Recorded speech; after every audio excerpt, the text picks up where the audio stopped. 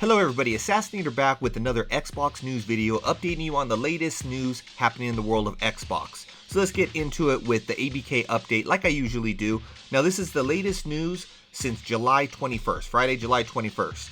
So earlier this week, Republican members of Congress have urged the FTC to drop the case against Microsoft and Activision. Days later, the FTC announced that they would withdraw their case to block the Microsoft ABK merger. Now, this is going to open the doors to a settlement talk, so you kind of work things out. I'm pretty sure all this is the FTC trying to get a little something in there so that they can say, hey, we took a W. It might be a very small W, but to them, they need a W because it seems like all they're getting is L's lately. So now all we have to do is wait and see what the FTC requests. I'm pretty sure Xbox, as long as it's okay with them, it's not going to hurt them in any way, they're going to go ahead with it because they just want this thing done with. And I'm pretty sure everyone knows that if it were to go to trial, there's like a 0.001% chance that the FTC would win. So either way, Microsoft will be good there. Now as far as an update on the CMA stated earlier this week that they are waiting on Microsoft's proposal for a restructured ABK deal, and quoted saying, "The ball is very much in their court at this moment." But later on in the week it came out that we won't get to see Microsoft's proposal for the restructure of the ABK deal. They are quoted as being substantially confidential in nature. Me personally, I'm curious on what it says, but I don't care if I never know what it says. I'm pretty sure it's going to end up leaking out like everything else. I mean, it always seems to leak out. Might be a year later, might be 5 years later, but eventually it will leak out. But the thing that matters to me is that this deal closes and we start getting some of these ABK games on Game Pass. Now moving on past that, there's the Xbox Showcase. Remember that Xbox Showcase and Starfield Direct back in June? The one that showed us all the footage for games like Fable, Clockwork Revolution, Forza Motorsports, Avowed, Starfield and more? Well, I felt it was the best showcase of 2023. Well, the stats came out on that show and it had 92 million views in 7 days. That's about a 37% increase over 2022's. It was also the highest rated and viewed Xbox Showcase ever. That show gave the Xbox community the energy to keep on going till we finally start getting some first-party Xbox games, which the first will be happening in a little over a month, starting with Starfield, which will be day one in Game Pass, and then Forza Motorsports to follow about a month after that. So it seems like we're finally getting rewarded for holding the line like King David would say. Next bit to talk about is the games coming to Game Pass.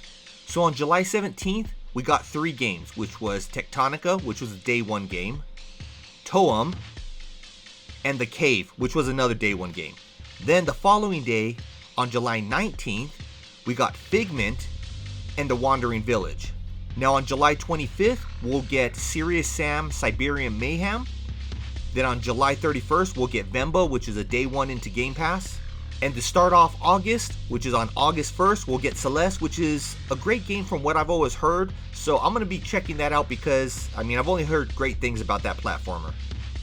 So with 9 games in, of course, I gotta announce the games that are out, which is gonna be 5. Now on screen, you can see an image for all 5 games that are leaving Game Pass on July 31st. To me, the most notable one is Marvel's Avengers. Not because it was a good game. From what I did play, it was not too bad. I only played the campaign and it didn't seem that bad. It was okay to me. But this game is currently on sale for $5.99 until July 31st. But the big thing is that on September 30th, it will be delisted, which means you will no longer be able to purchase it digitally after that. So it's on Game Pass right now.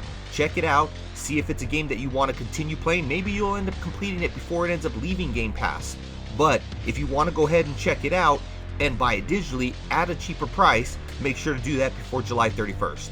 There are a few games that I heard were going to be delisted and I kind of regret that I didn't purchase them, but luckily we could still buy them physically, so I just wanted to point that out here.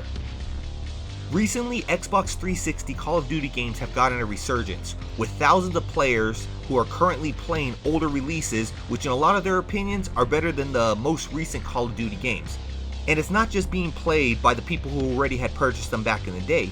Xbox 360 Call of Duty games are on the top selling games in the Xbox stores in both the US and UK, or at least the last time that I checked. Obviously, things could have changed since then.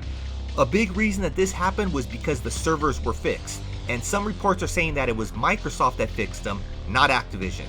So on the top selling list, when I last checked earlier this week in the US, it was Black Ops 2, Modern Warfare 2, Black Ops, Modern Warfare 2, but it's the 2022 edition, so you can't really count that one as 360, and then back to the Modern Warfare 3. Now in the UK, it kind of mirrors it somewhat, with Modern Warfare 2 being on top, Black Ops 2, Black Ops, The Crew 2, which is a racing game. I just want to throw that in there, showing that at number 4, it was still a newer game. And then Modern Warfare 3 to finish off that top 5. And the good thing is, if you don't currently own them, they are currently on sale. So you'll be able to actually purchase them right now at a discounted price.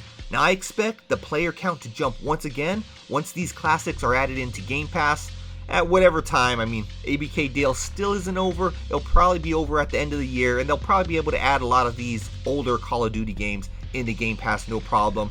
And a lot more people will be playing it because who doesn't like a free game?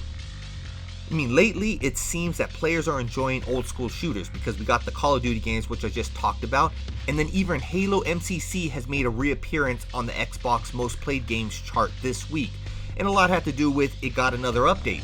So it shows that, I mean, these games, if they get updated and they stay playable, they're going to still have a fan base that enjoys them more than they do the newer games. Now, some other great news is that the Xbox Series X is selling well. Amazon is showing that there's an 84% jump and the demand is up, with some people who want to purchase an Xbox Series X saying that they are sold out in their area. Now that's not happening all over the place because there are other people who are pointing out that nope, they're in store, but I do know that they disappear pretty quick. Now I hope that's due to higher than expected demand. It's not like what was happening at the beginning of the generation where they were going into other uses. But I'm pretty sure the upcoming massive Western RPG Starfield being released in less than 2 months is one of the main reasons for the spike in demand.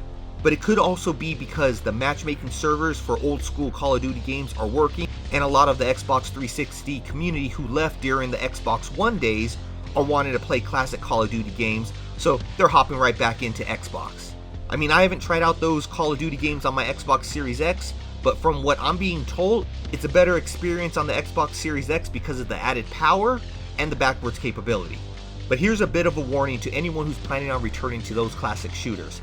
There's a good chance that you've lost your edge and you're no longer the dominator that you used to be. I mean, this is just the reality. So don't blame the game, it's just you haven't played it in a long time and your skills are not going to be what they were when you probably left it. But there's always positive, which is you have memories of when you used to be that good. So that's going to be it for this video. Just wanted to get everyone caught up on everything happening in Xbox that I didn't mention during the videos during the week. Now you can get back to playing your games, but until next time, Assassinator's out.